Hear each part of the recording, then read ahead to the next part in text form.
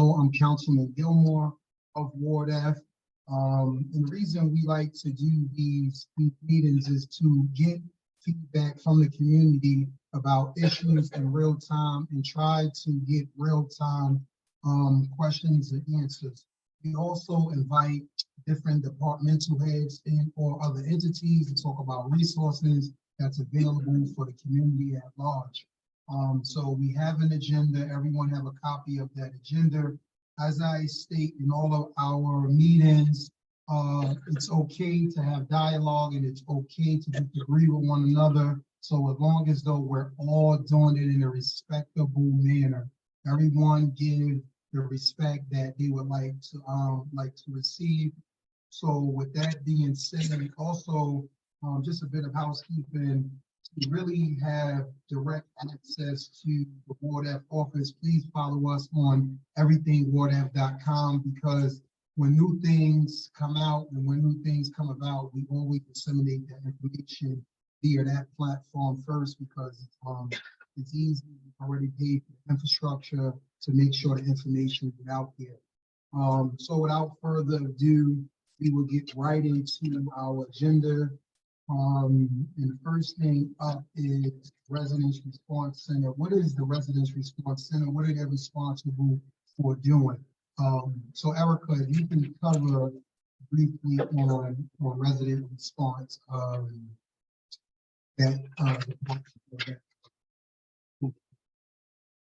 Greetings again. So the Residence Response Center is the city's one-stop shop for city and our government and city assistance related to anything the city is responsible for. Everything from potholes to street lights out, street sweeper, parking enforcement. We're handing out booklets now so you can get a list of not just what the Residence Response Center does, but all the departments that they have access to. If it's paid for by city taxes, the Residence Response Center can help you get it done. If your city taxes are supposed to pay for something in your neighborhood, then the Residence Response Center is going to be your first line of defense of getting it done. When you submit a ticket with the Residence Response Center, they track it in an app called C-Click-Fix. Raise your hand if you've ever heard of C-Click-Fix. Okay, that's great. So C-Click-Fix is an app where if you see something wrong, you take a picture of it, click, and you send it on into the C-Click-Fix app, and they provide you with a ticket number that you can follow. So it's like having a customer service for the city of Jersey City. And that ticket number not just allows you to follow the progress of a solution for your issue, but it also allows us, our office, to also track the solution. So if another resident calls in with that same issue, we can look up the address, or if you have a ticket number, we can look up that ticket number. We can see how many other people have also reported this address. And if it becomes if we see that as an ongoing issue, then we can escalate it and get the directors involved and not just a city employee. So C-Click-Fix, again, your first line of defense. It's super useful, especially when if you're calling somebody on the phone, that there's no phone record of that call, but there is a record if you call the Residence Response Center, because it's their job to give you a ticket number and to write your issue down. So having that your issue in writing helps us know how long it took for it to get fixed as well. I'll also provide all of this information via follow-up email today with how to access C-Click-Fix and download that app. The second thing the Residence Response Center helps us with is finding help outside of the city. So if it's a resource that the city doesn't provide, the Residence Response Center can help you find other entities that provide help. So they use an app called Find Help. It used to be called Ask Aunt Bertha. Anybody ever remember that? Ask Aunt Bertha. So they renamed it because everybody's like, who's Aunt Bertha? So now it's called Find Help. And this website helps you search all nonprofit organizations that service this community, not just Jersey City, but the county and the nation. So it's a Rolodex of all nonprofit organizations, and it's super useful. I use it when helping people find rental assistance, finding housing, legal assistance, veteran support, mental health support. So everything under the sun. you name it, there's an organization that provides service. It's just a matter of having the tools to find that service and connect the dots. So See Click Fix and Find Help, the Residence Response Center is your way to use those resources. And then up next, I'm going to pass it to the Urban League, which is next on our agenda. So I'll pass the mic to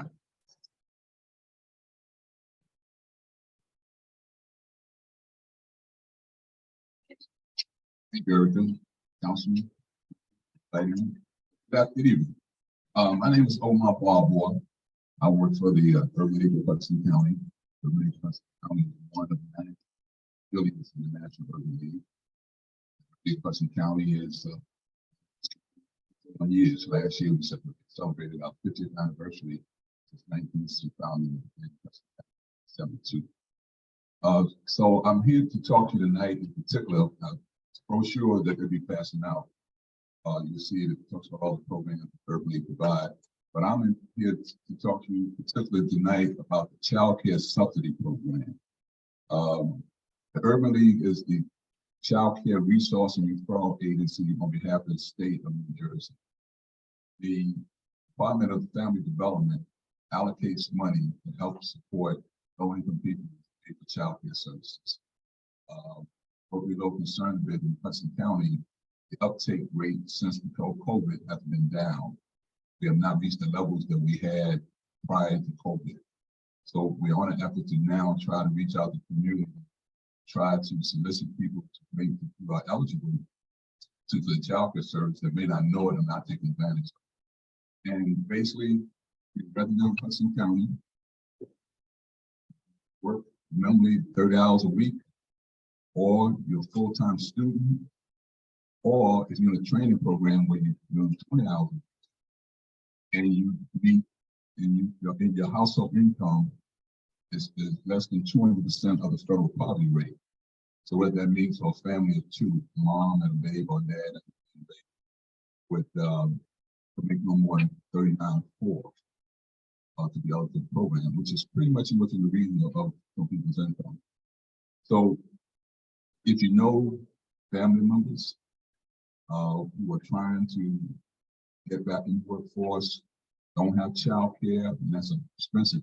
Jersey is one of the most expensive states for child care.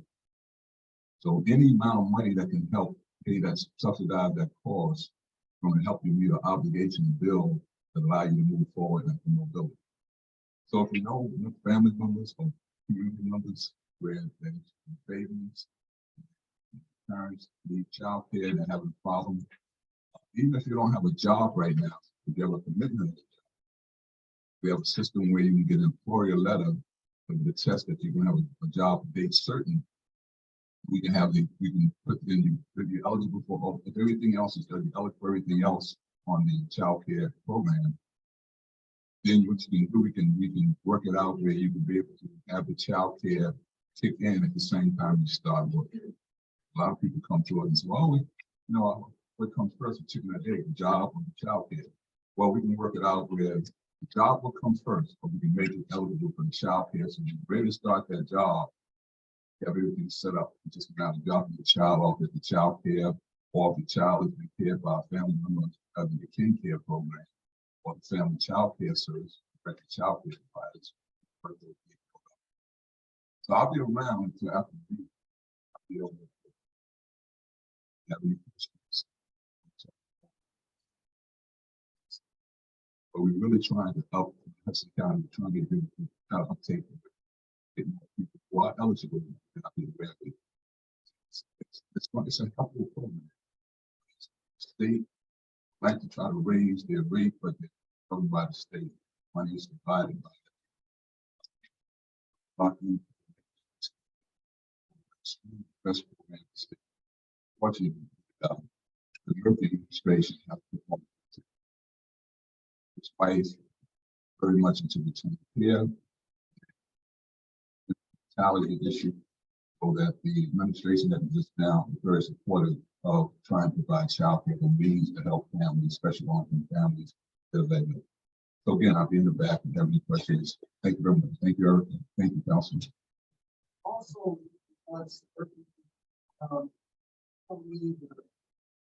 I'm sure someone in the neighborhood that could. So even if-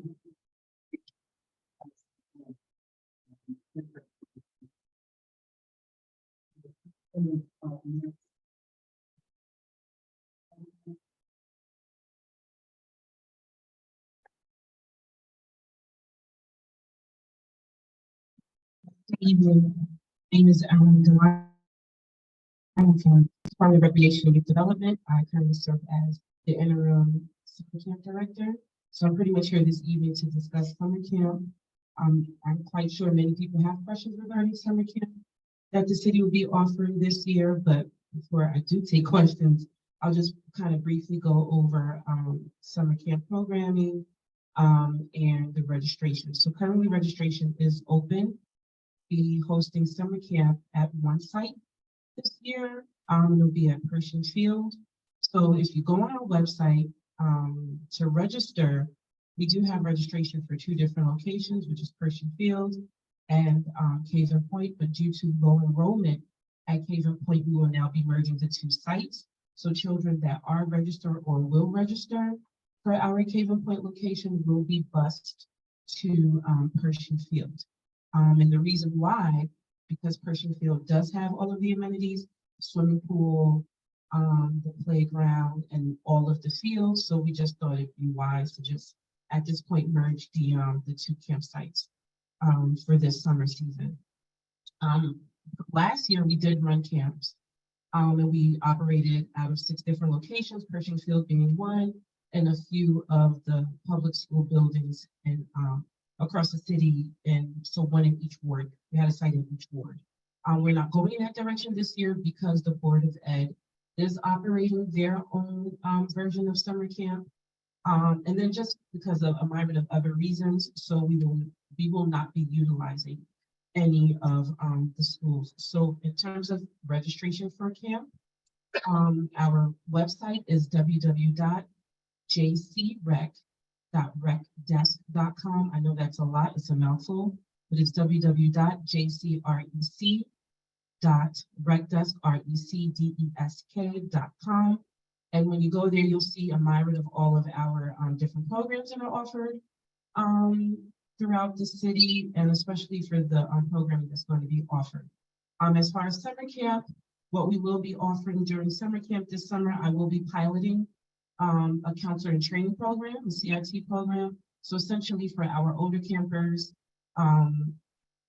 those that will be going into their freshman year and possibly their sophomore year of high school, they will undergo training to potentially become a summer camp counselor should they decide to want to do that with us in the future. And so all of our counselors start at the age of 16. And so the counselor training program is for ages 13, 14, and 15.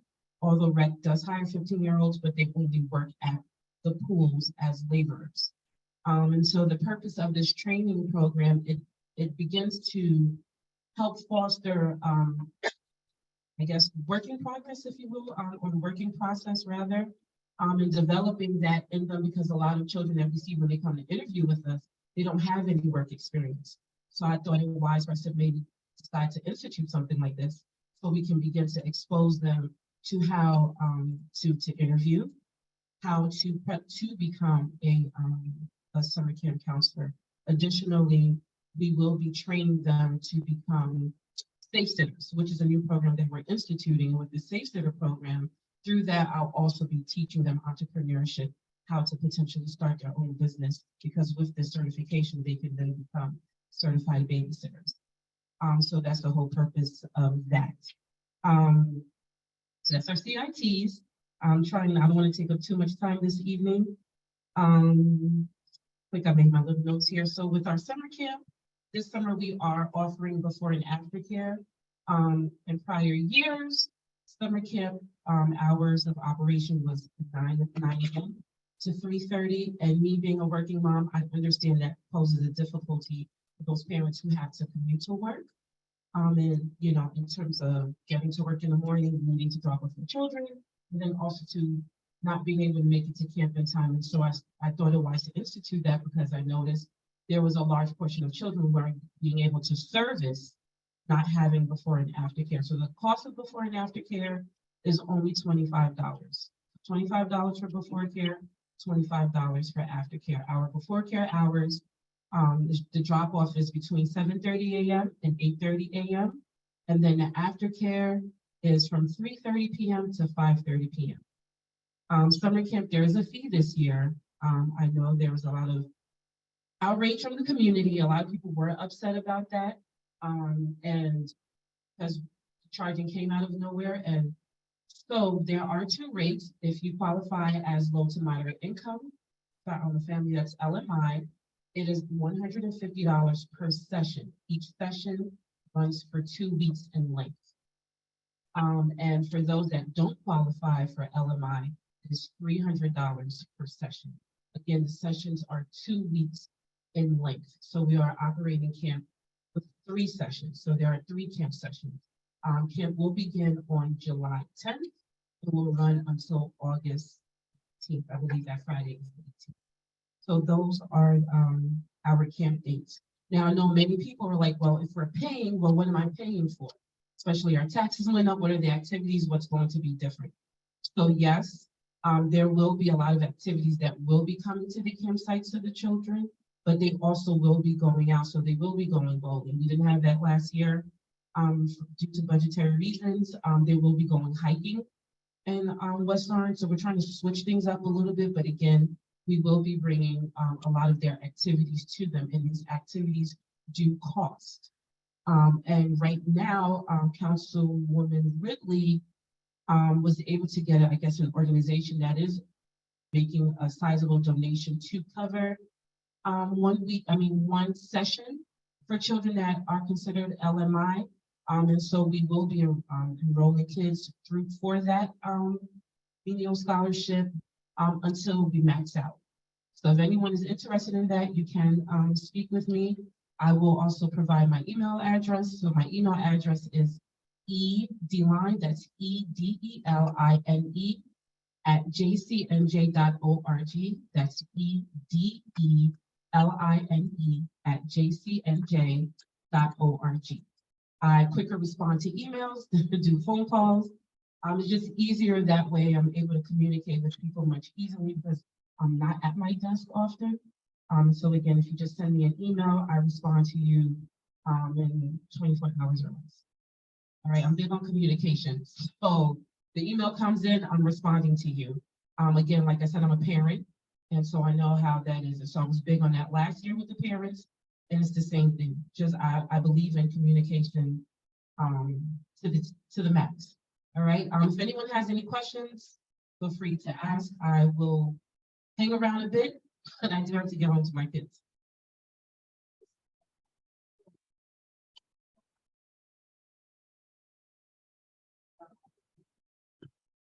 Per session. Yes.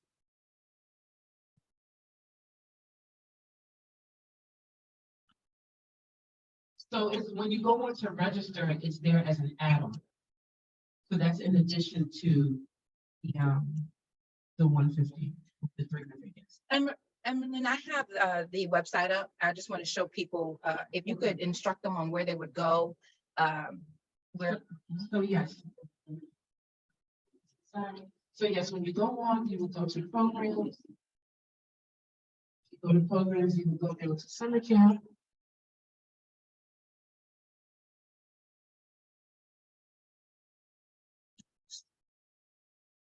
So I don't know, maybe if you scroll down. So it should, yes, it should come up. Scroll down and you select session or sessions that you want. Now, let's say you go into session 1, you can add the other sessions as an add-on, or you can just come back out and add in the other sessions that you so desire for your child or children to attend. Now, when you go to register, the full fee isn't due upfront. I did it that way considering a lot of people aren't just sitting on a large sum of money. Yeah. Right.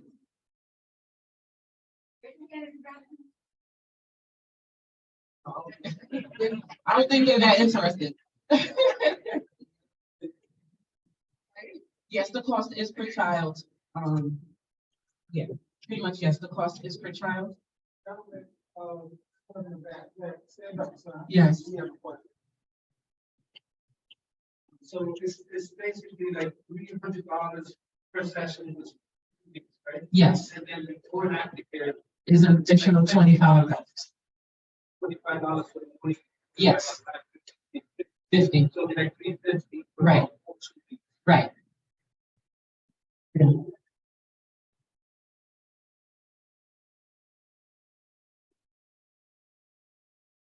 Yes. Where is the pickup location for the children who would be coming from, like, do they have to walk all the way to Caven Point for the bus? So the way to do it is, parents have to do the drop off. It's for security reasons, right? We don't want children walking to camp. A parent can say, my child left the house to go to camp, they're here. And then we're like, well, your child didn't arrive, right? So for safety reasons, the parent must come and sign your child in for camp, regardless of the site. You must come and sign your child in for camp. And now you're handing your child over to us and saying, I am entrusting my child to you for today. I am dropping them off. Now, of course, if some parents, their children are walkers, then they are fine to walk home. You would just attest to that, like, checking off that your child is walking home. But in terms of the drop off, parents have to drop their children off and sign them in on a daily basis. For those being bused though from Caven Point, Yep. so they're dropping them off in Caven They're gonna Point. drop them off at Cape Okay. Point, and then they're gonna board the bus. They're gonna board the bus with their camp counselors. And so very big on counting. You want to count the children as they arrive. You want to count them before they get on the bus. You want to count them while they're on the bus. You want to count them again when you arrive, and count them as they're getting off the bus. When it's time to return to Caven Point, it's the same process. They have to be counted.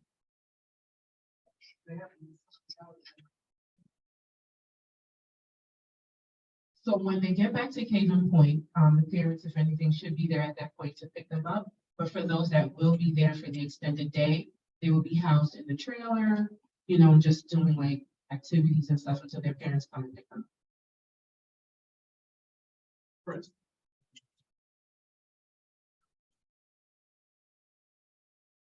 So both sites, we're offering the before and after care for the children who are registered for Pershing Field, their before and after care will take place there. And then the children who are registered at Caven Point, when all of the children from Caven Point will be returning, they'll all be getting on a bus, and then they will do their aftercare at Caven Point until the time for pickup. Yes. So right now, and I forgot to mention, we are running integrated camps, so meaning we'll be servicing children that are special needs. Right now, in the system is saying up to the age of 14, but I do know when it comes to special needs, there's a different requirement in terms of age, so that's something that I still have to work out with my superiors. But for now, the max age is 14. The starting age is 7.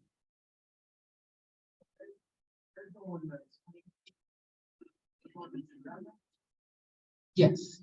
So we do have staff that we're hiring that will be specifically assigned in terms of ratio, will be assigned to our special need campers. The reason why we're doing this is right, but we're doing this because what I noticed last summer, we had a lot of children that we found out later on as camp started, and we're interacting with them that had presenting special needs issues anywhere from being on the spectrum to having not just behavioral, but also like severe emotional, I don't want to use the word issues, but the difficulties, right? Different things that they were presenting. We had some children where they're, I guess, I don't want to say their age, but their behavioral specialists came out to the camp to have like a one-on-one with them.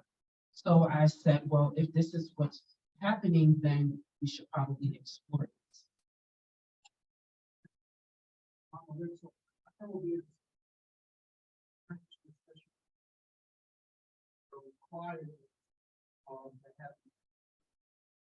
Another one I was very flag on the Right.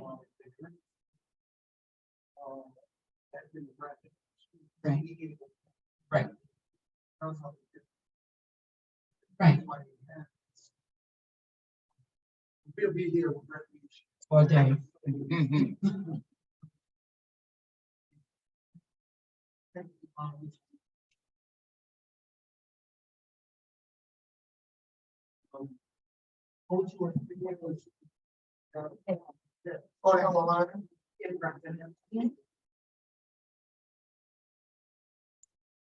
I saw Christine Goodman on Zoom.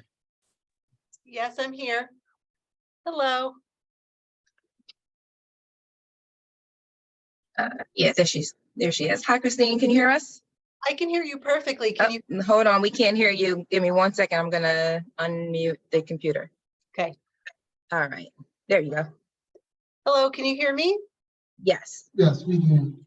Okay, great. Good evening, everyone.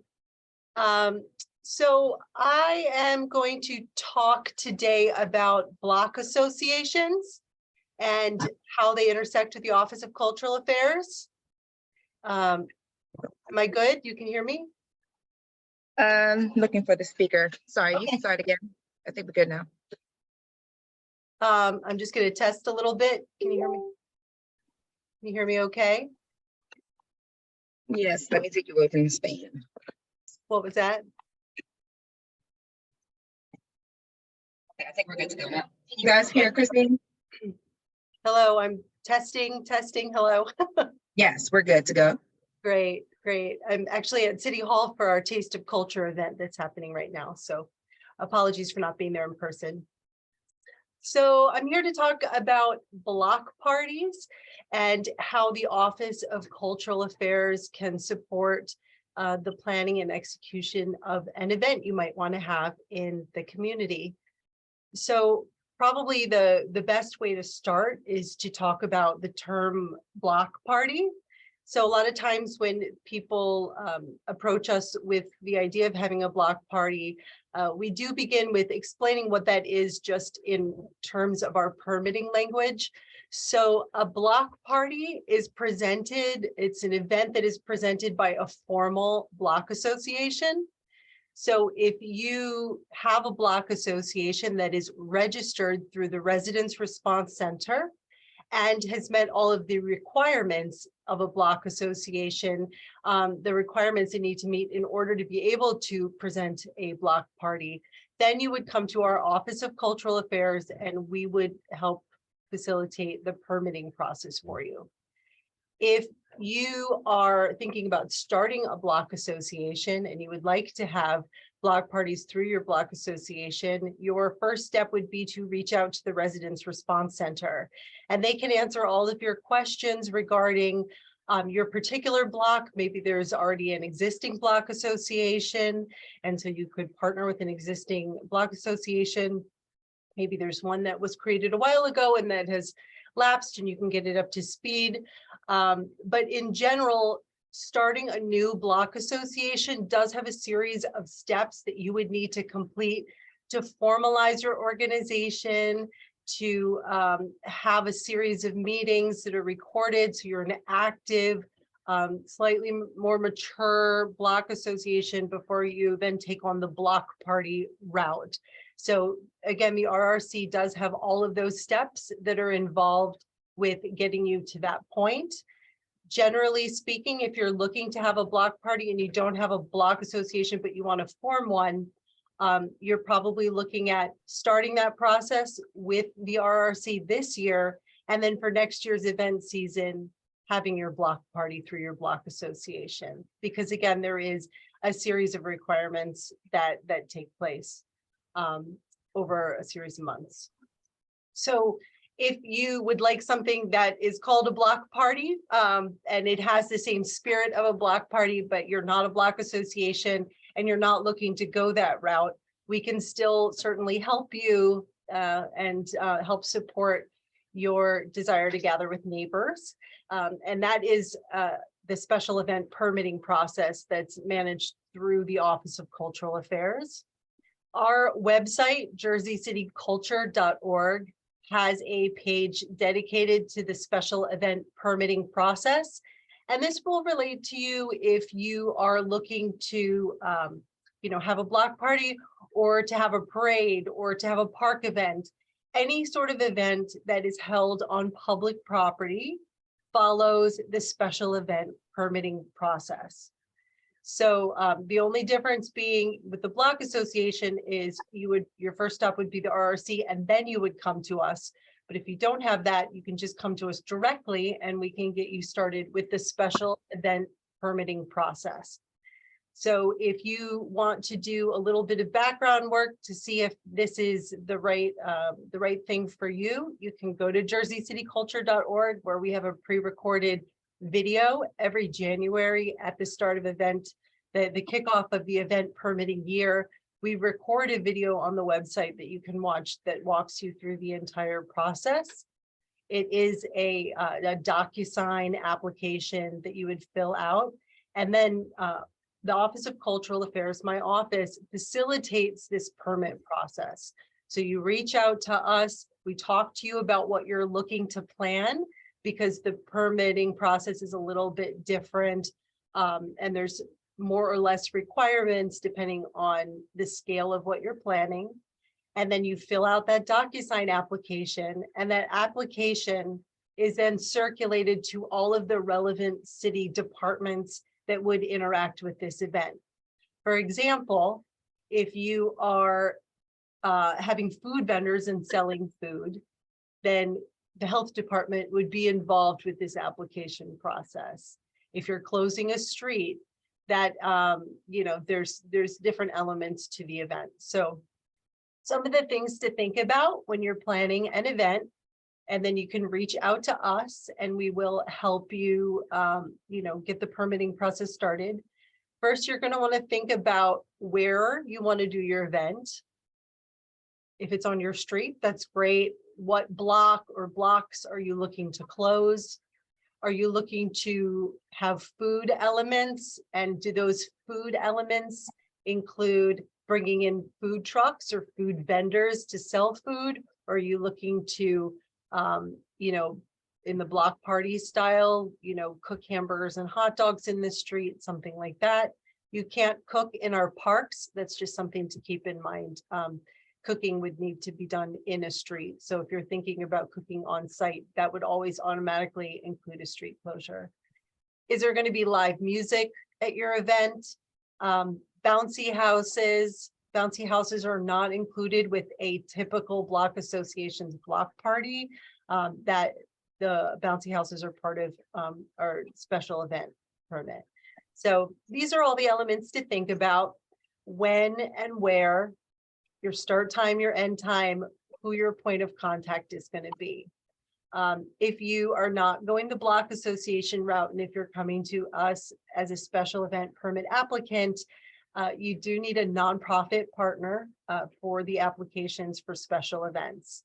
And the reason why is to, make sure that we're not closing our public streets for like a private enterprise. We want to make sure it's in the public good. So if you don't have a nonprofit that you know of immediately, we can certainly talk to you and help brainstorm about different possibilities for you.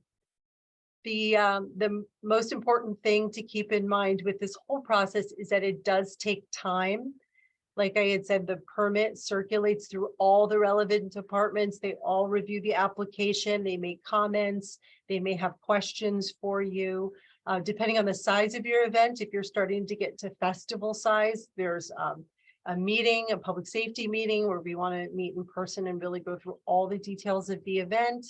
So we do like to ask for 60 days notice for smaller park events without a lot of these additional elements. Like I had mentioned, 30 days is reasonable. But, when you're starting to plan your event, just keep in mind that, approaching us on a Monday for an event on a Saturday isn't going to give enough time for the permitting process. So again, all of that's on our website, and we're happy to talk through all of it with you. Here on the slide here, we have Lisa Catania in my office, who can field any of your questions with her email and her phone extension. That is 201-547-4327. And our main phone number is 201-547-6921. And so that is the main number that you can get to all of us in cultural affairs. for any of your event questions. Thank you so much, Christine. Does anybody in the at St. John's or via Zoom have any questions? Okay. Thank you, Christine, for giving us.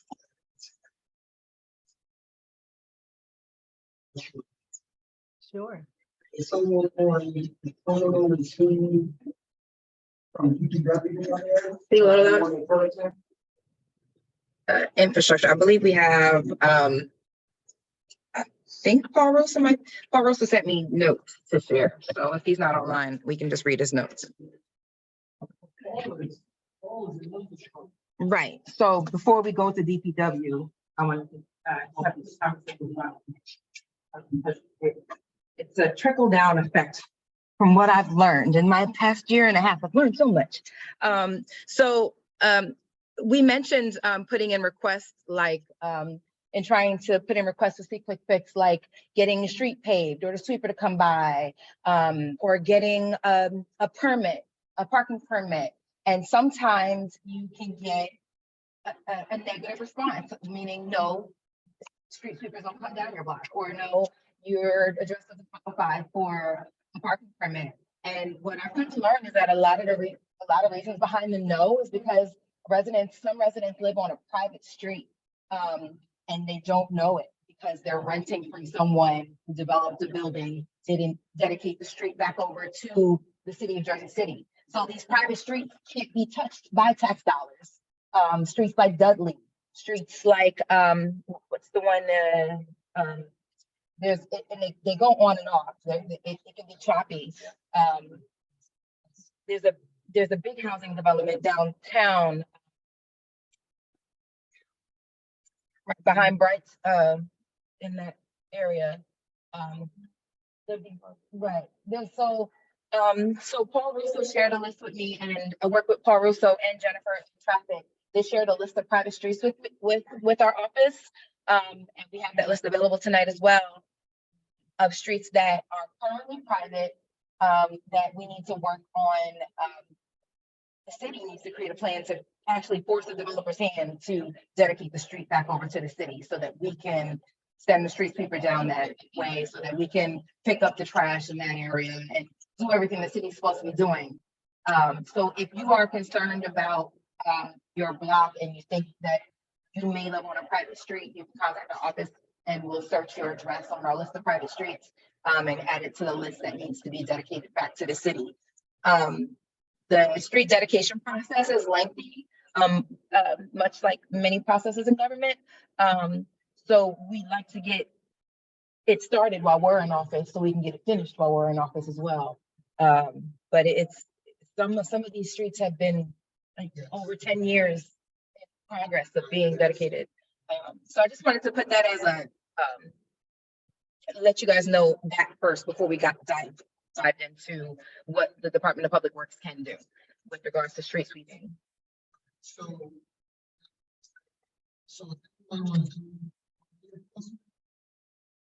Public Works and Parking Enforcement online.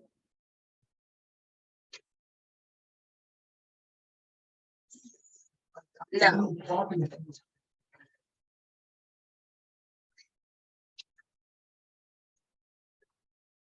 All right, Public Works is online.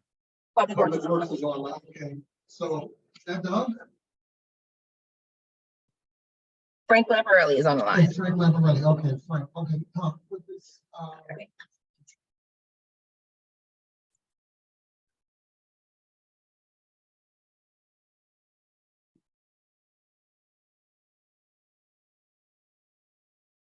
Okay, Frank, we're ready for you. Okay. I see here that you have a couple of drops on street sweepers. Stop the drop, we call litter patrol now. Trash receptacles we do have, and we take it by order, usually through the council office. And I thought I was going to be online to take complaints tonight, but if you want me to go through my division and then Crystal will go through her division, because Director Kears couldn't make it. He had a unfortunate event, death in the family, so I I thought I was gonna be taking complaints. I didn't know if you want me to talk about my division, Yeah, so my division does street sweeping, litter patrol, property maintenance. We have garbage packers that go around and clean up after the our contractor that collects at night. We have new litter baskets, which are the advertising baskets that our guys do in-house. The regular litter receptacles, regional is responsible to empty them. During the day, if there's a big issue with it, we could always send our guys to clean it. So we're on top of that faster. Property maintenance, we work with code enforcement. They have the inspectors that write up the properties for cleanups, and we just have to wait to so the proper paperwork goes through in order for us to go on people's properties to clean up. And city properties, of course, we can clean right away. Street sweeping, I know we've had a big issue in the past couple of years because we switched over to these new style vacuum sweepers, but they just weren't capable of handling the volume and the structure, like potholes and trees, tree limbs, and speed humps. It affected that machine. It wasn't strong enough. And if you see them now, you see they're falling apart. Panels are missing from them, and it's kind of embarrassing. So we went back to the big Elgin street sweeper, which is like a tank. Only issue we have with the Elgins is that if you have a tree in front of your house and there's a low-lying limb, they have to go around it because that machine will knock the tree over if it doesn't knock the limb over. So I get a lot of complaints from people that, we didn't sweep the street in front of their house, and most of the time there's a tree there, they had to go around it. So I try to tell my drivers to jot down the address so I can give it to the Division of Forestry. So maybe, hopefully they could trim some of them, but to make it a little easier for everybody. Trash receptacles, I do not like to put them on side streets. We've done it in the past. Everybody puts their household garbage in it. I don't like to put them in front of apartment buildings unless there's a bus stop. Same issue. People use it as their garbage barrel. And it's not fair to the other people that need to use it if they're waiting for the bus and they have a cup of coffee and they want to throw it in there. But we empty these things 3 times a day per contract. So you figure about every 8 hours a basket's getting emptied. But in a heavy traveled area with pedestrians, they fill up fast. You could empty and they could be full in 1 hour, but that truck's not coming back to seven hours later. It's a hard process, except for the main thoroughfares, which when we have the litter patrol walking up and down all day long, they empty the baskets and they put a new bag in. But that's kind of it. I mean, we do, my division does all the snow plowing for the city. We lucked out this year. We didn't have too much snow, which was great. But yeah, we do the best we can with the resources we have. Over the past couple of years since COVID, we've had a decline in employment. So we're trying to, just keep up. I know a big issue for everyone is the 1 day a week street sweeping on each side. They did pass an ordinance for the street sweeping for 1 day a week each side. Right now we've been doing a pilot program downtown, and everybody thinks downtown gets everything. I get a lot of complaints on that. The issue is with 1 day a week sweeping, I don't agree with it. It makes our jobs a lot harder. We don't finish the routes. We can't finish because the streets have that much litter. Plus, no one moves their cars. Everybody's getting tickets.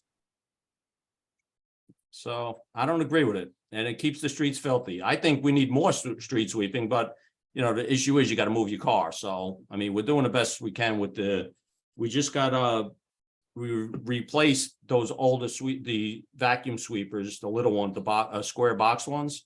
And we went back to the bigger Elgins. We just purchased 8 of them. So we're looking to replace the other 3, because we have 11 routes that we do during a week. So hopefully we can get those machines in by the beginning of the year, so we can have a new machine on every route.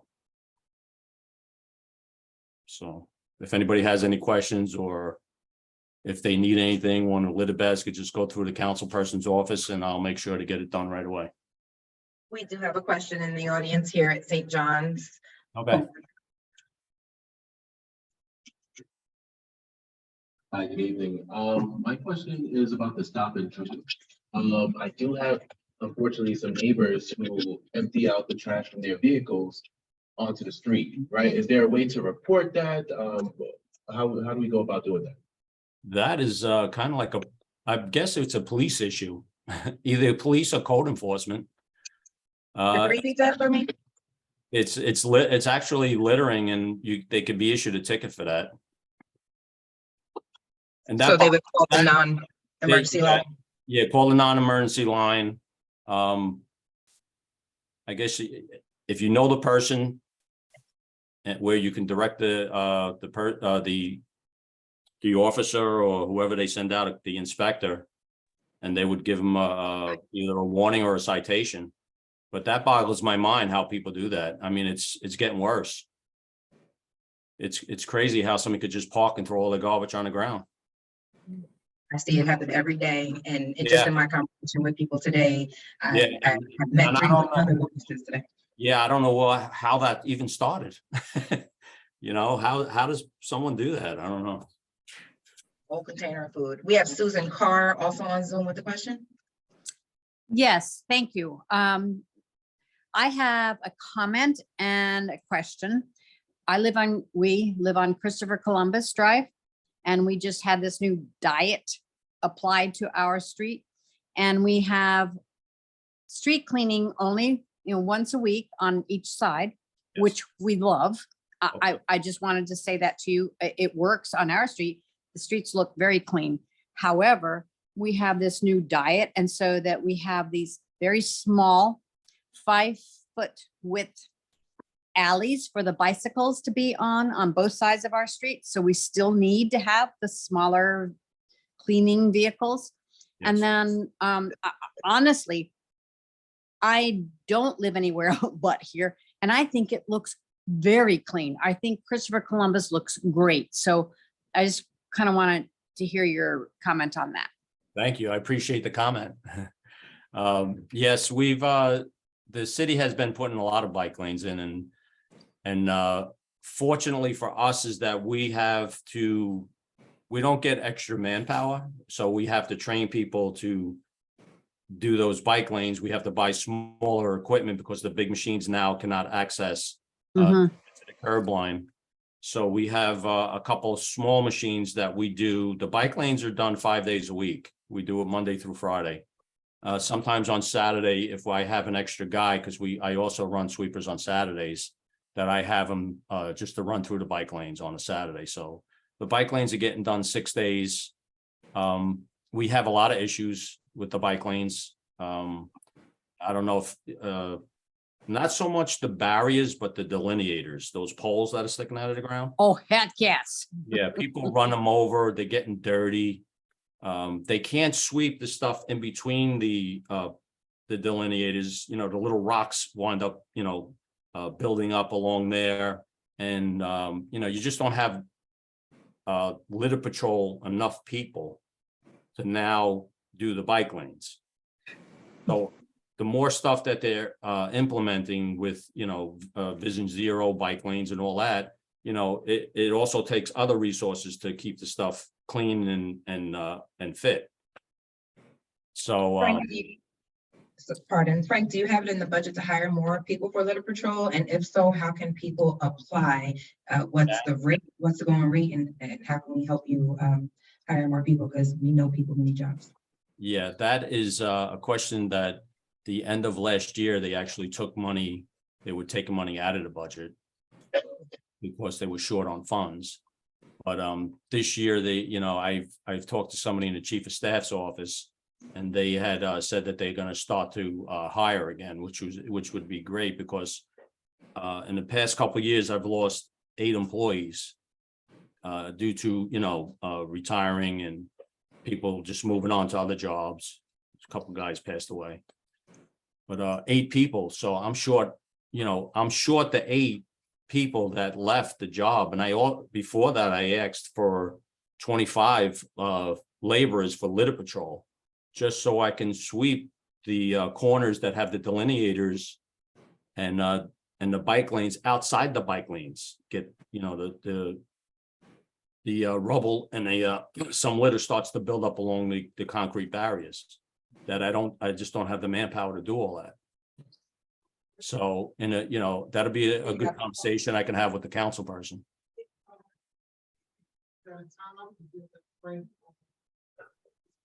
Okay. Questions. So. If you could line up. All right, Frank, we're gonna ask 2 to 3 questions at a time so that you can assist them all. And then before you go, if you could just email us on how we can assist you with hiring more people, because we want Ocean Avenue and MLK and Bergen to look like Columbus Drive. Good evening. My question is regarding garbage pickup. I know that garbage pickup is provided by a third-party service.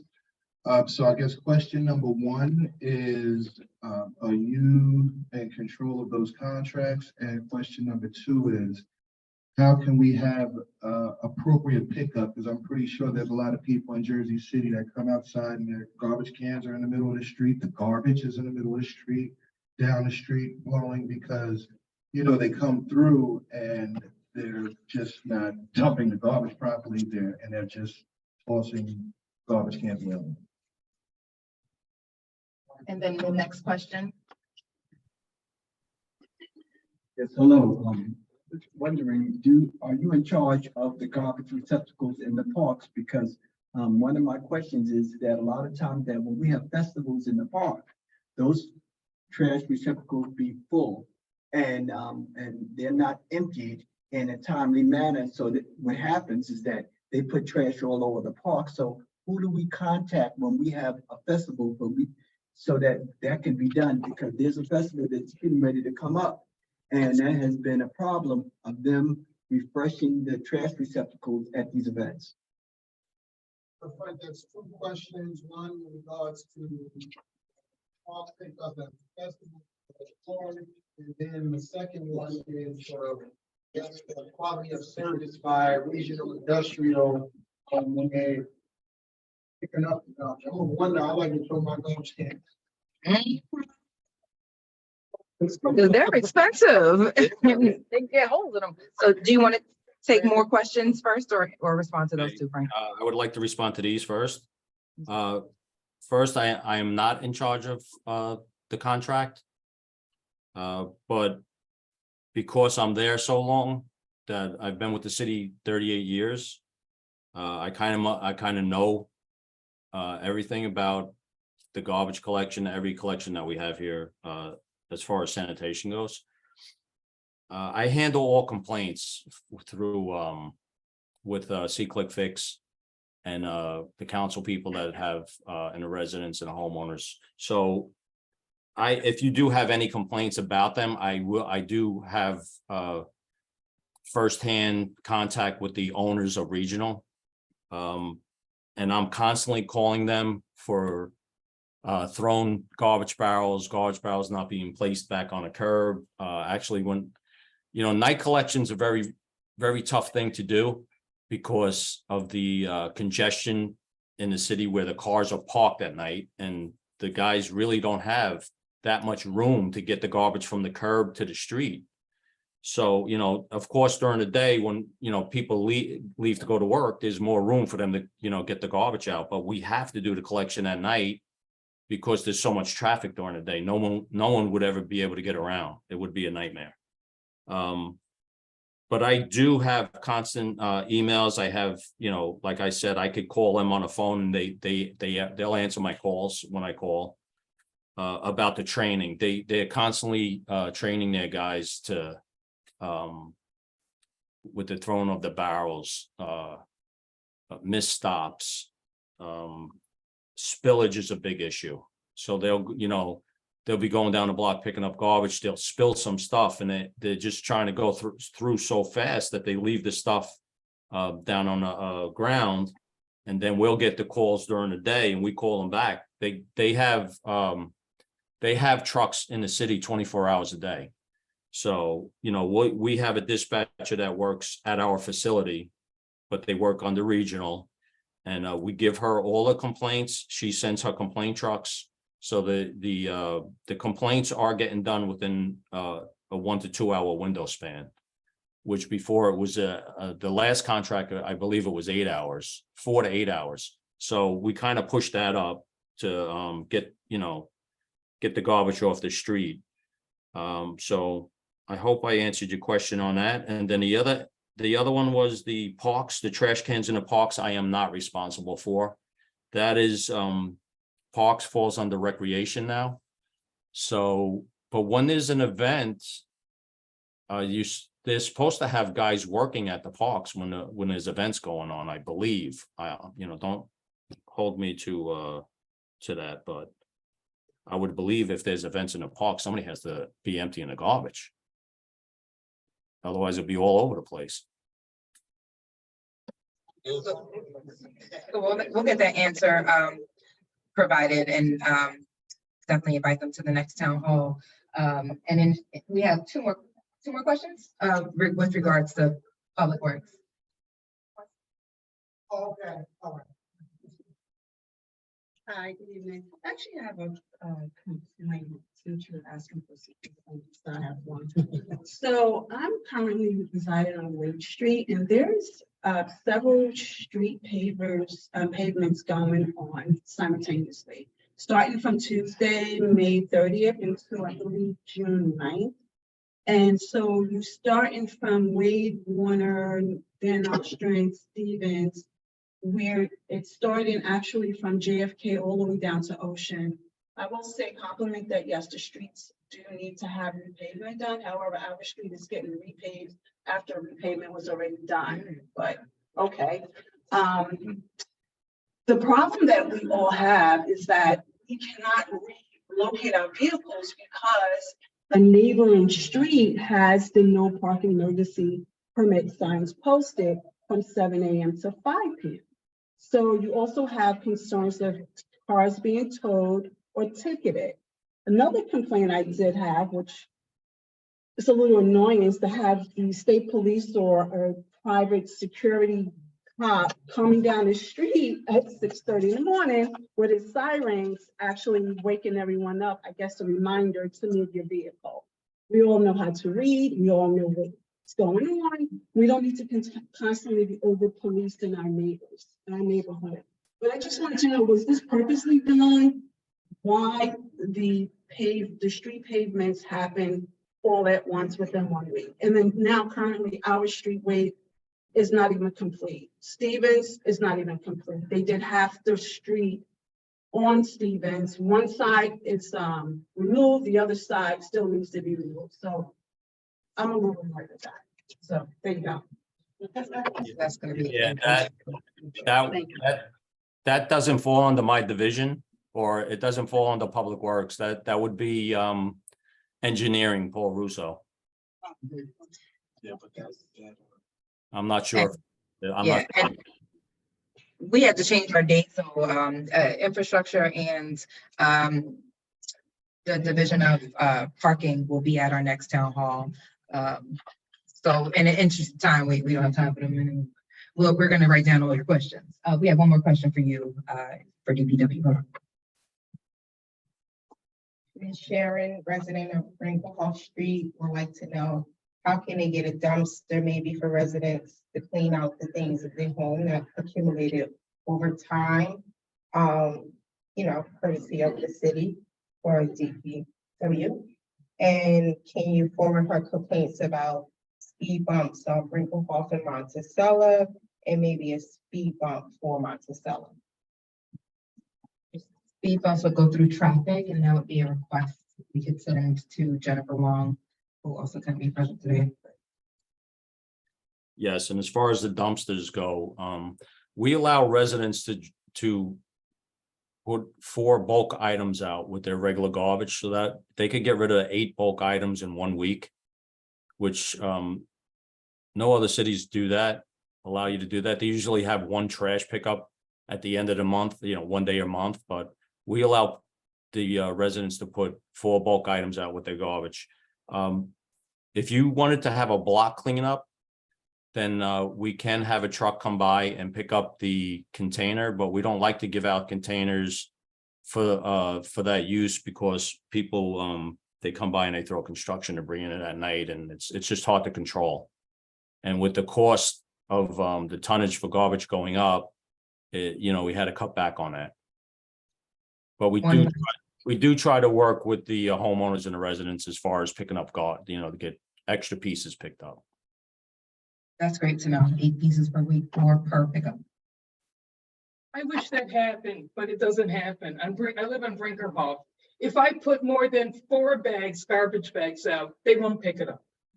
There's so much junk left on the street. The garbage men, I gotta tell you, are horrible. Yeah. Our street is terrible, and they always leave bags. So hire a new company, because this is not working for us. Thank you. Unfortunately, I don't have a say in that process, but Who does? Who? the city is, I say the city's on steroids. I mean, they're doing so much building in the city, and all those buildings have garbage and recycling. So, I mean, to answer your question, if you only put 4 bags out, I don't see why they wouldn't pick up 4 bags. I would have to ask you what was in the bags. Is it regular kitchen garbage? Did you put dirt in the bags? Is your garbage mixed with recycle? There's a whole bunch of scenarios that can play to why bags weren't picked up. Sometimes bags don't get picked up because they're going too fast.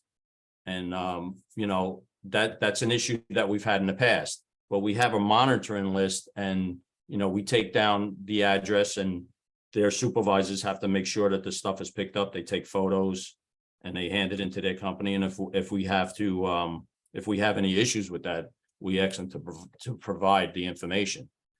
So they could call the residence response center if their garbage has not been picked up, and it should be picked up within a couple of hours. Did I hear? Absolutely. Yes. Yeah, they have been very good,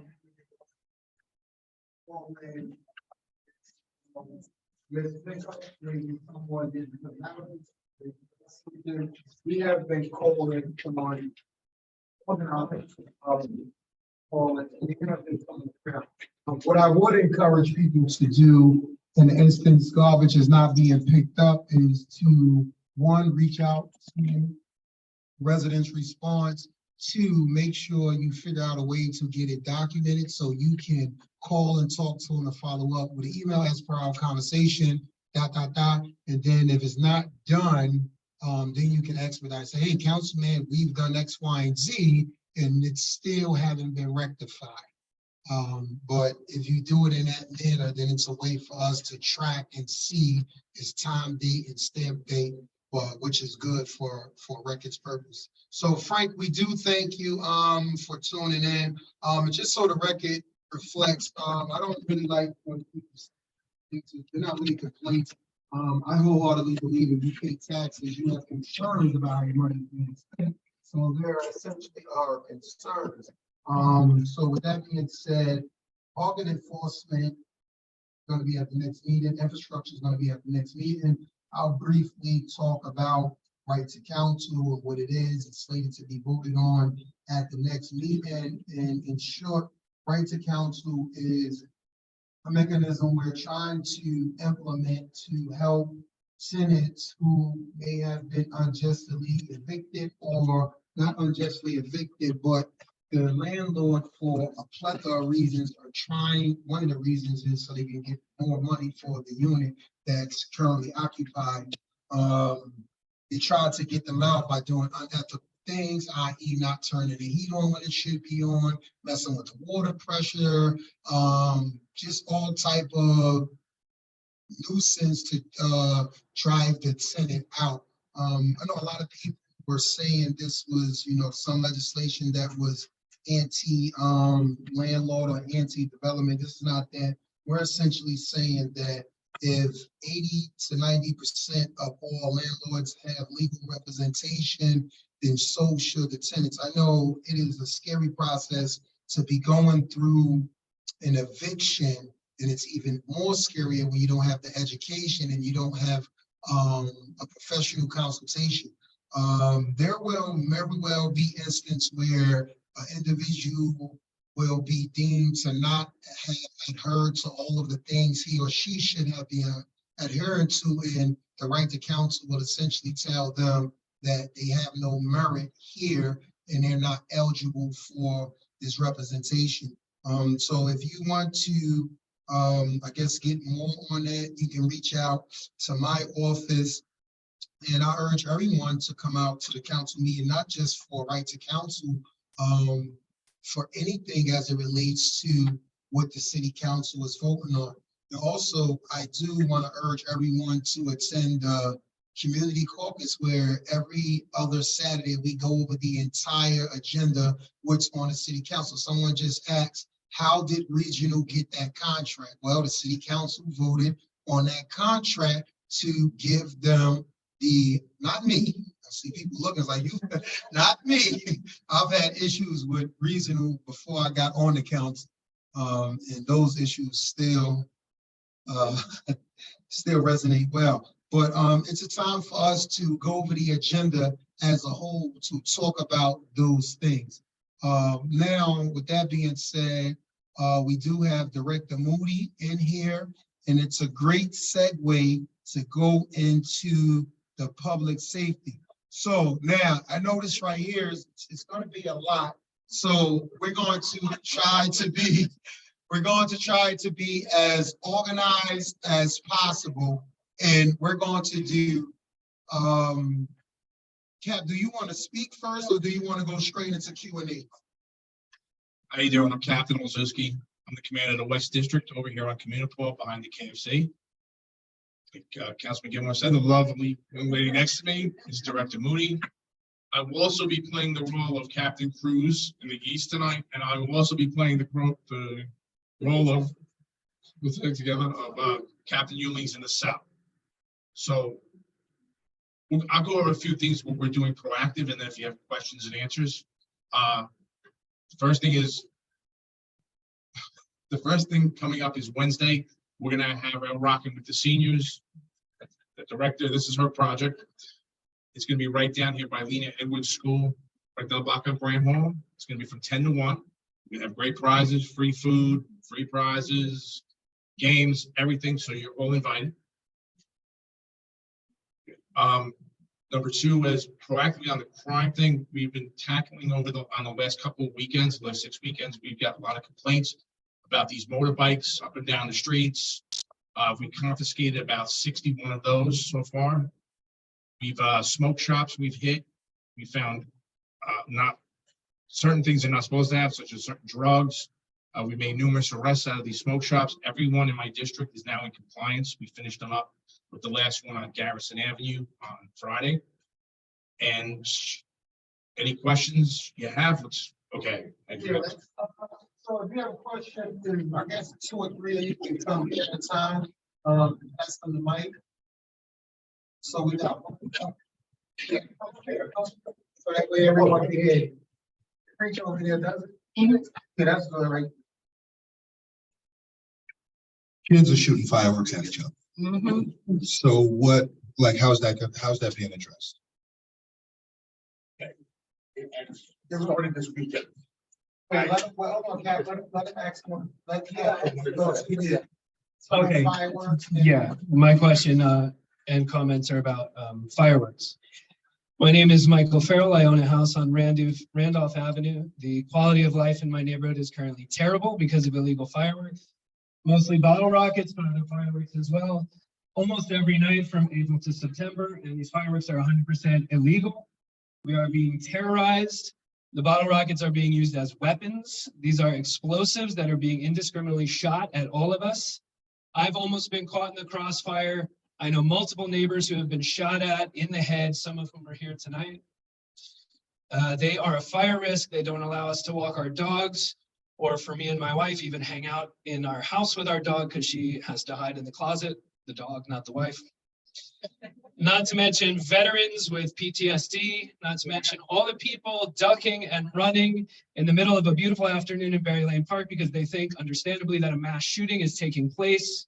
We are being terrorized by illegal fireworks. I talked to Lieutenant Yanni for a long time about what we can do, and I want to pass along that what we absolutely should be doing is called the non-emergency police line. Every time we hear fireworks, as best we can and do the best we can to give a location, because the numbers matter, that they need to know this is an enormous problem and they need to allocate resources to this problem. I'm starting a group. Right now, it's just a beginning called Jersey Citizens United to Fight Fireworks. Already has some members on nextdoor.com. There are things we might be able to do, like share the locations of fireworks when we know them so that more people can call, contact state lawmakers about what we can do when juveniles are caught with illegal fireworks, and who knows what ideas we can come up with together.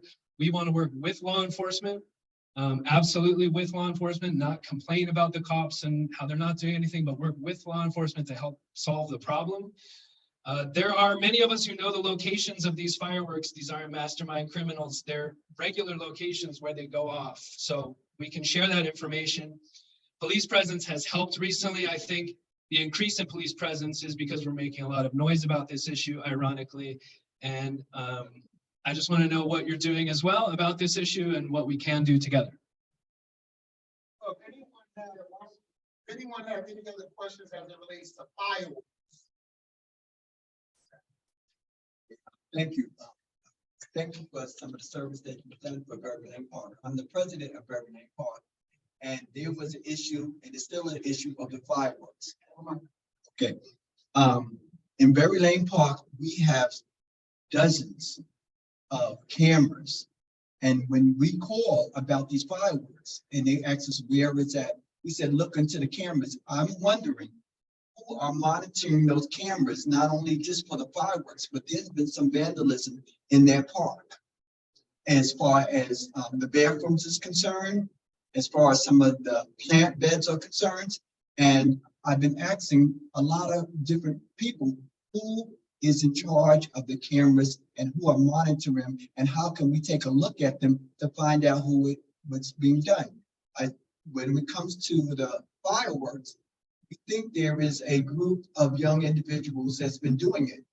And there's cameras, and there's no blind spots basically in that park. There's many cameras that there is. And so there's a way of identifying those individuals and to stopping that. And also for some of the vandalism and the graffiti that's in the park. And I just wanted to know, do you know, or can you answer me that question?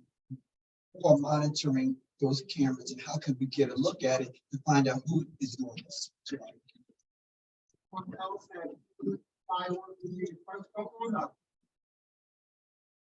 Or if you got if your voice project, you got it on Twitter.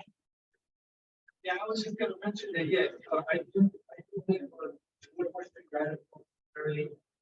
Yeah, that is a second. They should need the candles and at some point, like, it's bad in my backyard. The kids didn't shoot that, they ran into our backyard and we were trying to start. They were like, oh, these kids, you gotta walk out. We like walk them out, but they started like teaching to us, like, how you walk yourself? It's like,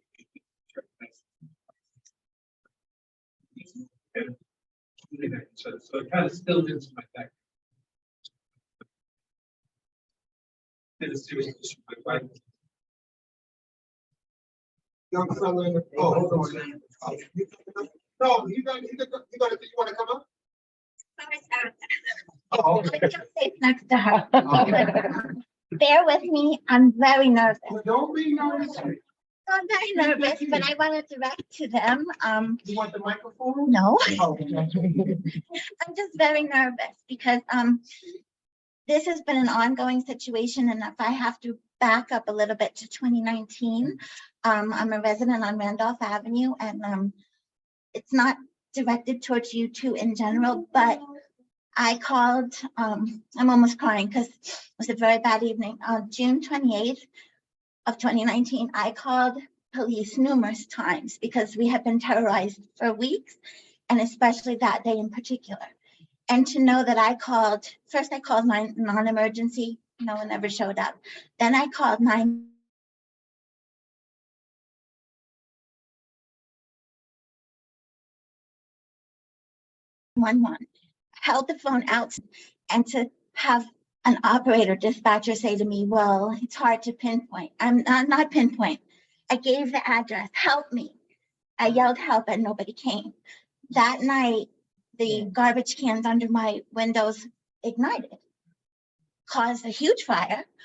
I called the fire department. Apparently my neighbors didn't want to snitch, but flames made me snitch. Fire department was quickly responsive. They put out the fire, but I said, where are the police? And even to put out the fire, the police did not accompany them. And the fireman did admit to me, you were the only one who called. That's scary to me because it's not about snitching. It's a safety concern. The fire was so bad, it cracked my living room windows. My landlord proceeded to buy new garbage cans for us, fix my windows, fix my screens. But I even asked him, I called your super, help us. The super was too afraid. I'm not going out with those fireworks. So the super doesn't want to come out. The police were not there. We were under, I was in my bathroom for hours with my pets, afraid, and there was no one to help us. And then, okay, it's better now, but my June 28th, if you do recall, the infamous police shooting was 2 days later. So I hate to say it, but this is why I'm crying and I'm scared, but I still say if I had someone pay attention to me, how serious it was, I don't believe that event would have ever taken place. And considering the fire was June 28th, the police involved shooting was July 1st, 2 days later. So it didn't, the fire didn't stop the fireworks situation. And that became a very infamous situation, but that never should have happened if they would have listened to me. And my neighbors were too afraid to call. My super was too afraid. And even after the police involved shooting, fireworks still continued. Maybe not with those individuals, but it still continued. Now to this present day, it's a little better. It is better. But even as far as last year, Good Friday was Easter, it was April, it wasn't 4th of July. My backyard was on fire. Same thing. And I had called my landlord, I called my super. They're not taking it seriously because they're afraid. Well, we don't want to make anybody angry. Okay, but how much property has to be destroyed and how many people like me have to get free? And thank you for bearing with me because this was hard for me to admit because I am scared. I am scared, but I have a feeling. I have a feeling. I thought I was, but I have a feeling I'm not alone, and it's just there's nothing scarier than calling 911 and nobody shows up. You can check the call records, but thank you, and things are a little better, but baby steps. Thank you, everyone. Thank you.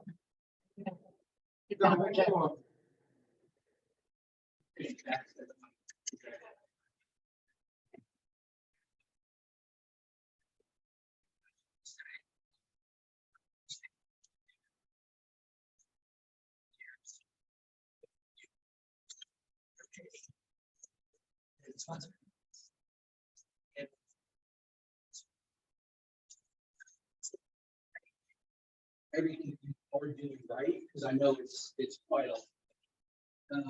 That being said, my house, I've been in the community for about 3 years now. I have a wife, I have a very small daughter, which is asleep right now. Maybe fireworks keeping her up like they have been. I am squarely situated on Main Street at the corner of Clerk and right near Minerva.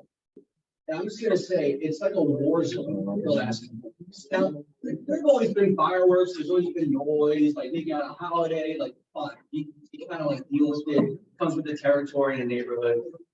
But this is like at a school day starting at 3:30, they're off the bus, and I see them on my security cameras around my house. I don't know where they're getting supplied, but they're walking around. Kids like 8, 9, 10 years old, walking around with the Roman candles and the fireworks, and it's going all night. And it's not the kind of noise you can just like ignore because it's somewhere else. I have footage, I'm happy to send it to you or whoever else, like at house. I heard it doesn't hit. Thank God it didn't catch on fire, but the nearest wood, and I could have been burned out of sleep. I woke up and I saw it, like it's just happening, and it's terrifying. And so I think the real problem stems from Minerva, like the cul-de-sacs that go one way. I don't know who's there, but there's always a gang of kids. And when I say kids, I mean 8 to like maybe 15. And the 15-year-olds, they're not really teens. They're like pushing adult age in terms of how they're acting, right? It doesn't take a rocket scientist to see that they have beef with the kids up on Ocean. Because picture Ocean come down and they're wearing ski masks and they're shooting the candles down at Kids Minerva, and the Kids Minerva are like running down right at the intersection of Union and Clerk, shooting back. So, that's, I think, a real pain point in the area. And so if you just keep that in mind, I think that's a huge issue. I just want to echo this woman's sentiment about the 911. That maybe that's not in your wheelhouse, but the last couple of weeks, I've been diligent in just calling, right? Whenever I hear it going off, I'll just call. Hey, I'm not hurt. My house is not on fire. I don't see anyone dying in the street, but there are people shooting off fireworks. Okay, where are you? I'm in Jersey City. Okay, we're in Jersey City. Union Street. Okay, is anyone hurt? No. Okay, well, I'll have a police car come. That happened to me a few times. One time, when I said that someone's house had been hit, which it had, a firework was aimed right at a tree that was touching someone's home, and some sparks lit up, and the fire department did come to put out a legitimate fire. All same thing. They patched me through to the dispatcher in Jersey City, who basically treated me like I was a nuisance. I'm pretty sure they saw my log, maybe, I don't know, but it feels like I'm intruding on the people who are supposed to be keeping us safe, and it makes me feel like this problem, and I get it. It's not actual guns. It's not a bomb. It sure as hell sounds like it. And it is terrorizing people and it's causing them not to sleep in a neighborhood where we're paying property taxes to sleep quietly. So that's all I'll say. Thank you for listening. Hopefully you can do something.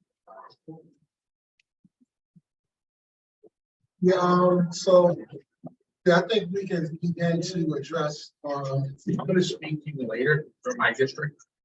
For mine, everybody else it seems east, but I will take everything today. So we're to the east. Apologies. I'm not. But no, they're on this side of Garfield. Like if you're on, across from the park. You need right? the mic? Can you use the microphone? Say it, let me say.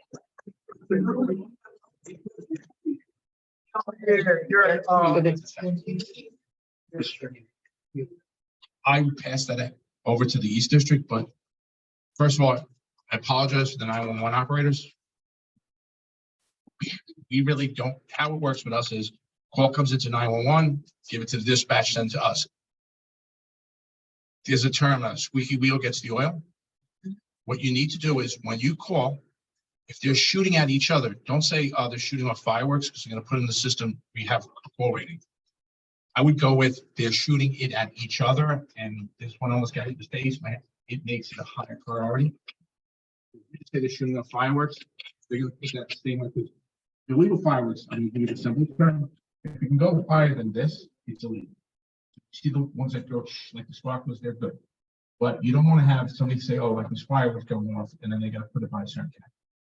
So if they're shooting at houses, they're shooting at people, just tell this, they're shooting at each other. Somebody's gonna get burned. It's gonna lose an eye. Somebody's house is gonna go, and it's gonna be a bigger problem down the road. So try to get that out. If that gets worse. I usually have my units are roaming. I have my radio. I live in the city. My radio's on plug on bed. director, she likes to have her radio on too. And then my boss, Deputy Chief Martinez, he has his radio on too, because he'll call me and go, did you hear that on the radio? Yeah, I heard that. But whatever you see as a problem, it's not a minor one. So everything has to be taken seriously. We do have like I said, how it goes to 3 systems. And if you call 911, I think that's the catch. So there'll be times when you said, sir, when you said you call 911, right? You have to, it's 5477, 211-547-5477. That's the number you want to call. Call 911, the county gets it, by the time they get it, we want to get this done fast. Like I said, I'm gonna talk to you. I could get more units on that blocking. Fireworks are going to be a problem. They are kids, not adults. It's kids. I think this all started right after COVID. They had videos of people shooting each other, shooting cars, shooting this. But like I said, it's going to cause a problem. And then the other issue I have with these fireworks, which is a problem, when you're shooting off fireworks, if somebody shoots a gun, you can't sell. You can't tell the difference. So they can use the fireworks to disguise gun. Anytime you have any issues, like I said, I'm going to speak to you afterwards. It's not mine. But I will everything's taken seriously. And like you said, sometimes, and also too, you said the fire department showed up. You may have never got. That's possible. It's separate. It's separate. Also, the sake of record keeping, like, if these, like, even if then like, hey, Councilman, this would transpire, I said it now. Because now for me, when I'm talking to the director of dispatch, I can say, hey, listen, 17 people talk in a 2-day span about people not picking up or whatever the issue is. We want to have a mechanism where we track everything, because I have no problem with fighting. I just like ammunition. So what's the, hey, this is what happened, this is what I did, just so we can have that one. Ms. Barnes is in the back. Ms. Barnes, you have a question, Ms. Barnes?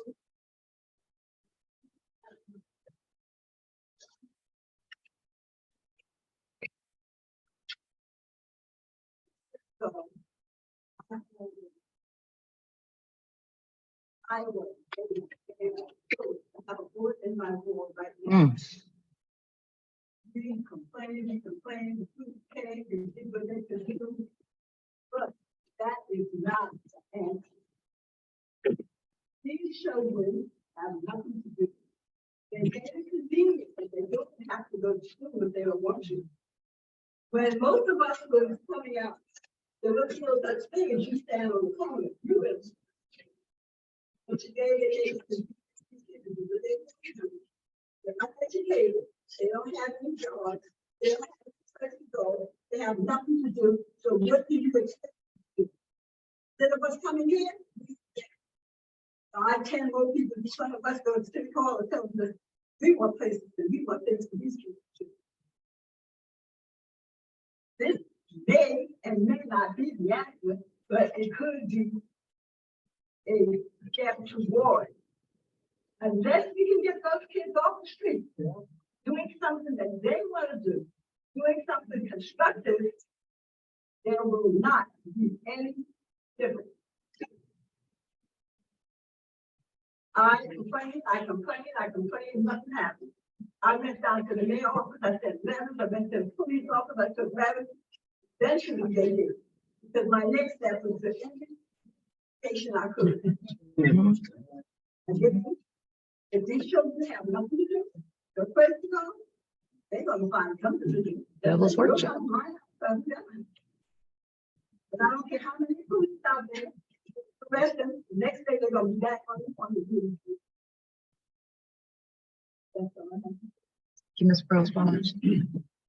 I agree with you, but I also think the kids are gonna shoot them up anyway. What I would like to do is stop the sale of fireworks in Jersey City, in Hudson County, and New Jersey. And in other states and countries, they have silent fireworks, which would be a lot better than what we're experiencing now. But I think we should just stop the sale. They're not gonna ever stop because they have nothing to do, you're right. Is that possible? All right, with the fireworks that you're talking about, they're illegal in New Jersey. Most of these people are going to Pennsylvania, picking them up and driving them right across. Also, the Bronx in New York is famous for them too, and they're bringing them across. They are illegal in New Jersey. You can't buy them. You can buy, like I said, the ones that only go so high. Those aren't the problems because they usually fizzle out in like 10 seconds. But the ones you're talking about, the M80s, the bottle rockets, they're getting them from out of state and bringing them in. They're selling them in Walmart. They're selling them in shoppers. If that's not, those are In the, these stores. those are the legal ones.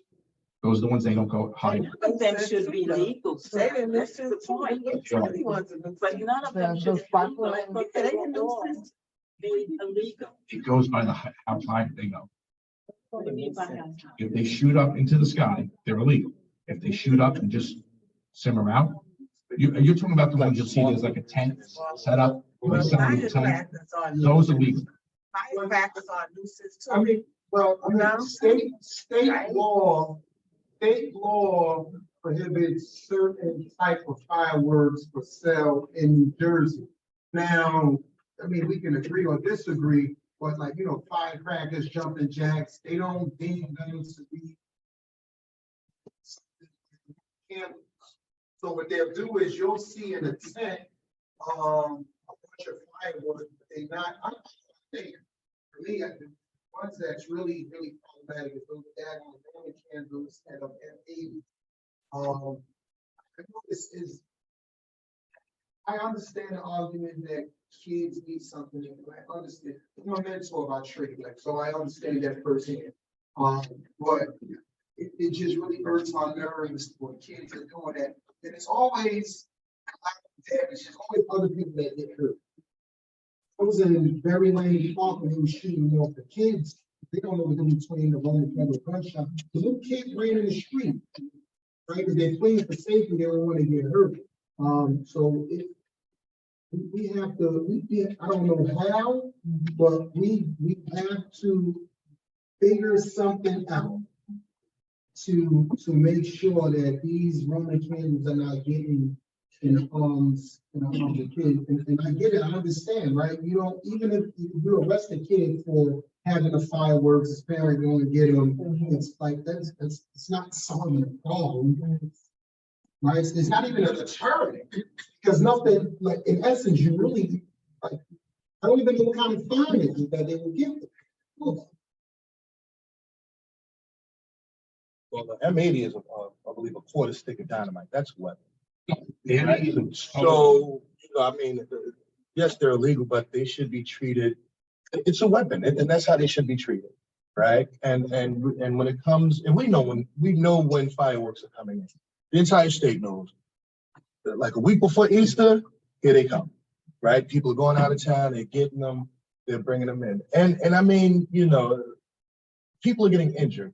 It's not as many injuries as gunshot wounds. However, it's the same thing. I was just talking to the young man here who stepped out, but I said to him, I said, you know, with these kids shooting Roman candles, like we call marijuana a gateway drug. These are gateway weapons.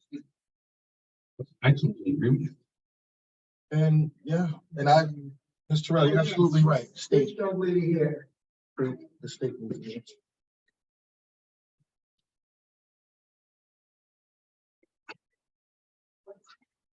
Berry Lane is just really out of control. So out of control that one day there was a brush fire because of these fireworks in the factory.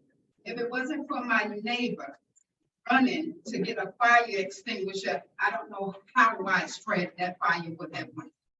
It's really bad, and we really need to take a handle and control on these fireworks. These kids are coming from other areas. There's 15, 20 of them. They're all shooting these fireworks from every direction. You have the skate park full. You have the baseball full area filled. You have the multi-park area filled, and everybody's running. Not because they're shooting fireworks to get away from the fire. Something needs to be done, and right away before somebody really gets hurt or somebody's house burns down. And excuse me, and that's why it's important that those cameras, they are there. They were put in that park because of the problems that we may have in the urban area. And when I make calls, they ask me, well, where are the fireworks at? I said, well, you know what, to be quite honest, why don't you look at the cameras, because the cameras should be working. But I'm gonna tell you where they're at. They're in the baseball fields, they're in the fields. And I noticed that the cops have picked up and they've done their duty, and it's calmed down, but it's still gotta be addressed, because cameras, you have proof of what's happening in here. And it needs to be addressed, but now also is that when the cops came to the park, because what I did, the maintenance man said, okay, Jerome, come to the park at 5. I would sit there in that park from 5 to 8. Now, sometimes the police officer, they come like 4 or 5, and I said, you know what, if you really want to come when it's dark. I said, that's what happens. And I'm not expecting them to stay in that park. Just cameras around that area. They know what area that these fireworks are here. Just the fact that they know they're doing that, it will stop. Or it'll mediate. And it has. But it's gotta be done.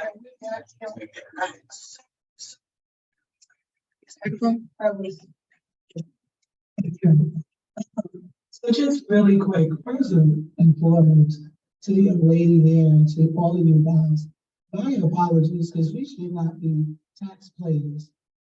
Whether we pay rent, we pay taxes, be fearful of picking up the phone and telling someone that something is going on. No one should lose their life or be fearful.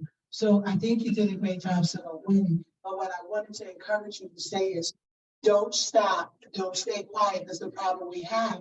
When people keep staying quiet, it doesn't help myself, the police officer, or the councilman, because it's not a problem for us to do it. So I just wanted to make sure that I heard all of the blocks, Berry Lane, and what I heard was Willis Street, Union, Berry Lane, and Randolph Avenue. So what we have, especially for Berry Lane, there are cops that was in there in the evenings. So what happens is now the summertime is coming. And so now I get to put walk, talk, and walk back out there, right? Where they stay in a park. Because here's my problem. Kids done did a whole year of school. They should be able to play in the park without worrying. I just, and forgive me for being late, but I had a young kid, 12 years old, long story short, from Utah, fell off a bed. He was brain damaged, and we told him that he wouldn't live again. And someone stole his body, long story short.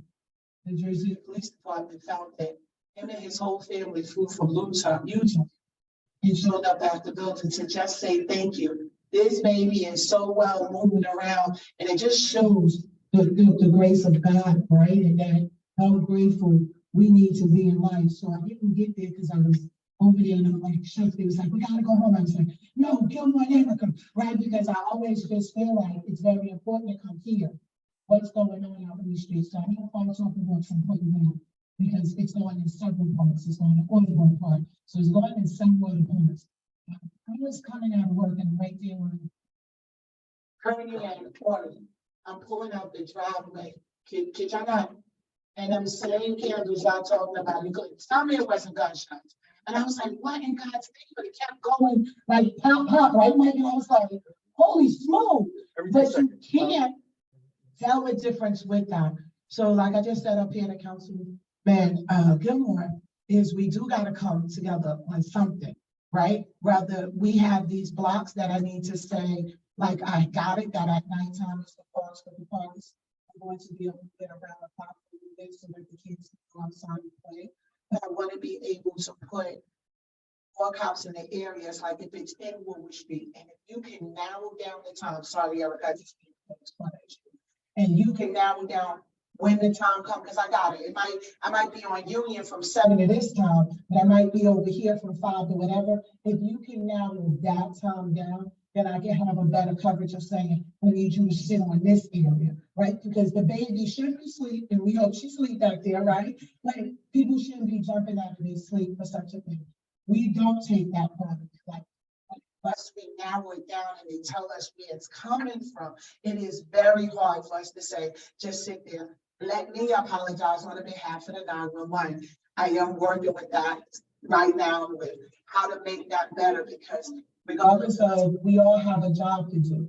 Be professional, because when people call 911, they are looking for help, not just looking for somebody to talk to, pick up a phone with you, right? So I'm definitely trying to work on how I can make that whole the phone system a little bit better. It's like the captain said, sometimes if it jumps to fire and it don't bounce over to them they don't know, but rudeness is not an excuse. So I'm not making it. Tell you that now. So we are going to try to work with that, but I want to work with the councilman, Eric, and them. So if we can narrow down the time, some guys, right? Because if we can't stop every car that's coming from PA, because my daughter lives in PA, I tell people that all the time, to know who has the Roman candles in it. But I do know they're all over the place, right? And somebody is bringing them here, but these little kids and seeing them, you would think, remember, we used to complain with fire. When you were scared to pop your finger on. But these days, these Roman candle calls are just really starting to, so if we can narrow it down somewhere, we can say if the cops is in this particular area and hope it deters, because it's just gonna send it somewhere else. But the more you guys tell us, the better we can do to help on the behalf of traffic, which is parking. Let me say that part, parking, myself, and all of us under public safety, which would be police, fire, and traffic. We will definitely, just get my cell phone though. I'll make sure all that representation is here. We just moved in a new building on Egie Avenue. We're trying to get all of our stuff put in place and do what I can.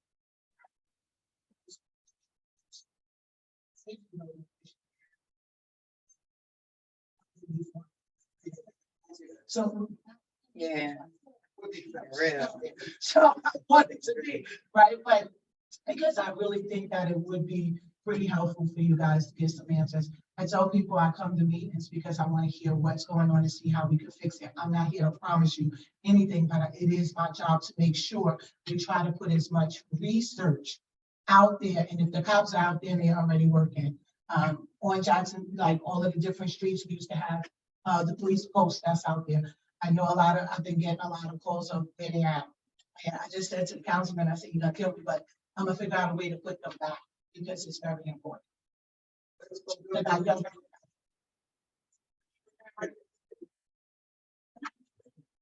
Okay. Councilman, Director, and Captain, thank you guys for being here and formulating this meeting. I just want to simply say, if this could be escalated to formulating some type of task force, because it is such a disturbance at night and quality of life for everyone. I mean, it's really, really poor at this time, at this juncture. And it's just not the Roman candles, it's the M80s. They sound like bombs going off. And I live on Madison Avenue. And if I can hear it, I know the folks at the precinct can hear it. Because it's just way, way, way too loud. And it's ruining people who have businesses, people who have guests at their homes. They're like, where are you living? Because of the extent of this problem. If there could be some inroads with the Board of Education, because most of these offenders are juveniles, as we're saying right now. And the juveniles are also causing the problem with the littering in the streets, also with the fighting after school, especially living on Madison Avenue. We're having problems even during lunchtime. So if you guys could just figure out a way, get a task force together and actually coordinate with the Board of Education so you can speak to the kids or figure out a way to get to them so that they'll stop these behaviors. Because I moved from Manhattan to Jersey City over here about 15 years ago. And I moved to Woodward Street and we fell in love with the park across the street, of course. It's got a baseball field, and it's a beautiful park. Makes the neighborhood like awesome. But then I'm just afraid that now, like, the park is being like ruined, you know, like there's a lot of these fireworks, like just the other day, you know, those big bombs that blow up and like spread out, like the huge ones, blew up right in the middle of the football field. you know, and I was like, oh my God, that must have hit a few people, you know?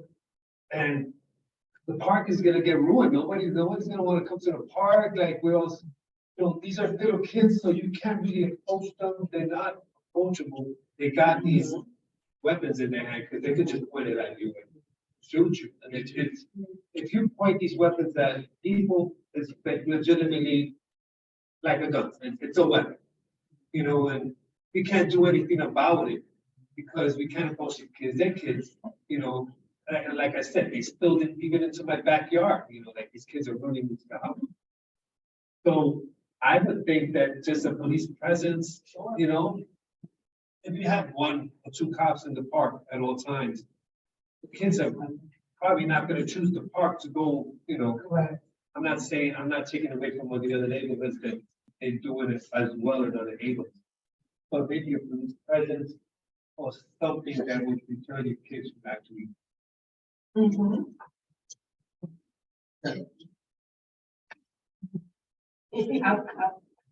to make sure the people on Zoom can hear me as well. Chief of Staff Council here, but I also think I have a lot of good ideas, so I'll share them. So I learned today during the budget hearings are happening, so if you're concerned about your taxes, attend the budget hearings. They started today at 10 a.m. and they're gonna go all week long next week. The link is on the homepage of the Jersey City website. But I learned today in the budget hearings that we only have one grant writer. We have one person in the grant department problem, and she's the least paid director. And so I say that because we need more grant writers for the city. Jersey City needs more money. The fact that next year we're going to start having pool fees and this year we have summer camp fees is a huge issue. And I think Jersey City is overqualified for grants for our children and making sure that we have for school programs, after school programs, summer camp programs, and gang prevention programs for children who get caught, who parents can't afford these fines, but their children got time to go into a program. So we can work together with public safety, recreation, the grant department, getting that enlarged, to find money to pay for these programs so that these children do have something to do that is fun, that is techie, that does involve like social media and entertainment, because that's what these children want to do. They're doing this because they want to film it and get likes on social media. So if we can take that energy and put it into something productive, and take these children who are more prone to this illegal activity and make it mandatory that they sign up for these types of programs that are paid for, so parents don't have to worry about paying for it, they have to worry about what the children are. But we just need to find the money to cover it, and that's where the grant department comes in. So I just want to see that come to fruition and all those heads come together. So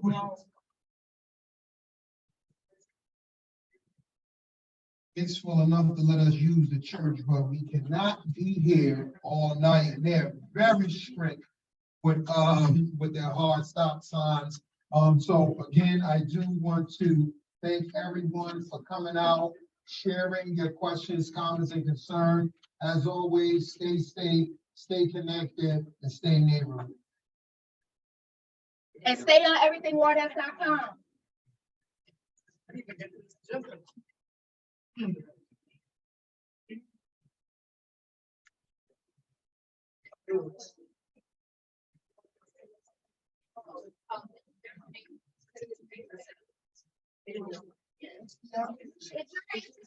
Zones permit parking. Let me use the part. If you're interested in permit parking, we do have petitions. It is not something that you just get done automatically. If you're interested in having your neighborhood a part of the zones permit ordinance, we have petitions here that you can get to get your neighborhood to sign the petition. And a majority of your neighborhood has to want it. Majority of your neighborhood has to want zone permit parking in order to get it. We're going to talk about it in the next town hall. Stay tuned.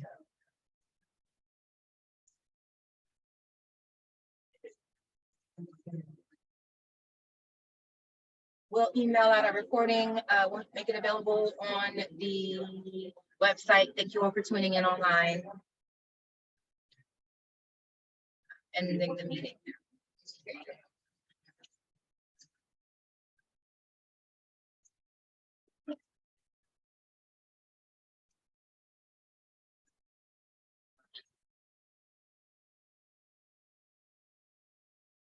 There were 21 comments in the chat. Sorry, guys, we're gonna download the chat and respond to your questions.